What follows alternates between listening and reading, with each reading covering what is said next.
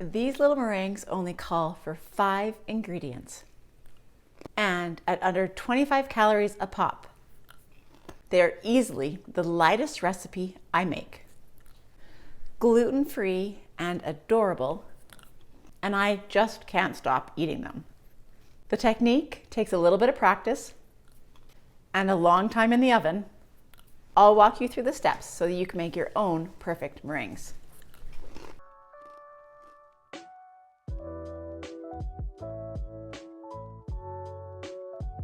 Welcome back. If you're new here, my name is Carrie Pratt and I am so excited that you're here. Today we are making my absolute favorite cookie, meringues. They are delicious and they're the perfect thing to add to your cookie platter.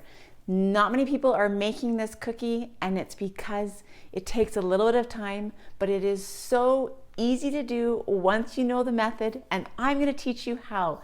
Let's go make these yummy, delicious meringues.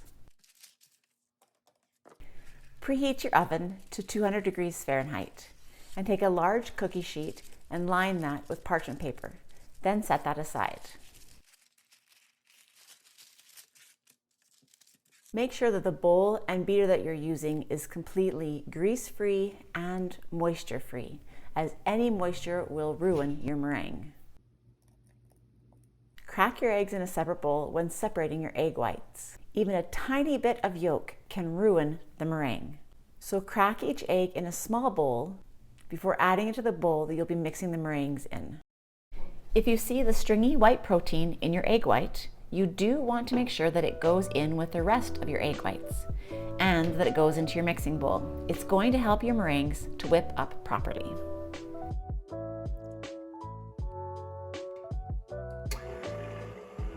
Combine your egg whites and using either an electric mixer or a stand mixer, stir on slow speed until foamy.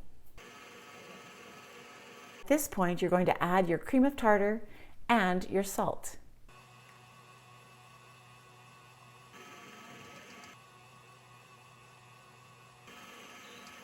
Mix it for a little bit more, and now it's time to add the sugar.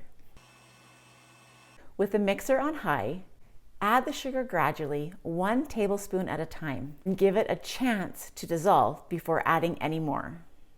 I usually wait about 10 to 15 seconds between each tablespoon of sugar that I add.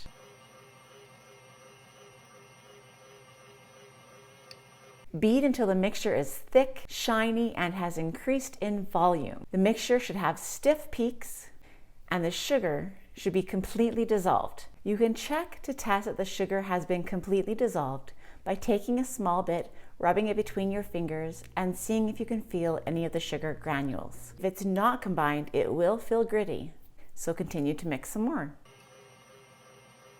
Don't stop until you have stiff peaks. Batter will take several minutes, at least of beating, to achieve those stiff peaks. But keep on going. It will increase in volume and become very thick and glossy. That's what you're looking for.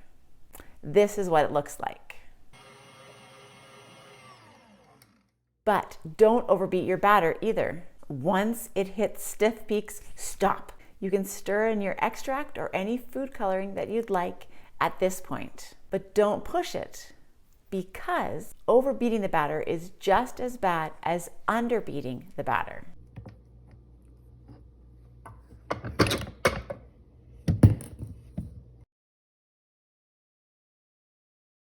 Now stir in the vanilla extract or any other flavor extract. We decided to use coconut this time.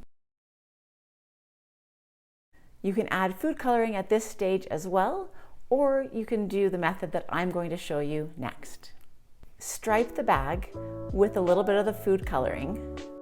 You can either use a disposable piping bag or take saran wrap and do this method, which will make sure that your piping bag stays clean and you can variate the colors as many times as you'd like to. And use a large tip or star tip, and as you pipe it out, it will add a swirl effect to the batter. It is so beautiful. Just check these out. And transfer the meringue onto your baking sheet lined with parchment paper. The meringue cookies can be placed pretty close together as they won't spread.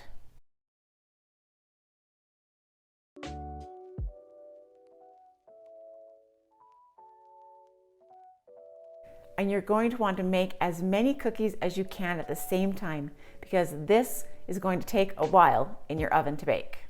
Because our cookies were tiny enough, we were able to cook them at 200 degrees Fahrenheit for 50 minutes.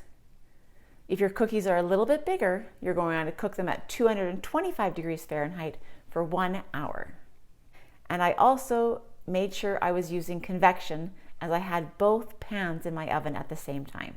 Meringue cookies should be crisp and can be stored in an airtight container. Remember to keep these away from heat and moisture, as it can soften your meringues.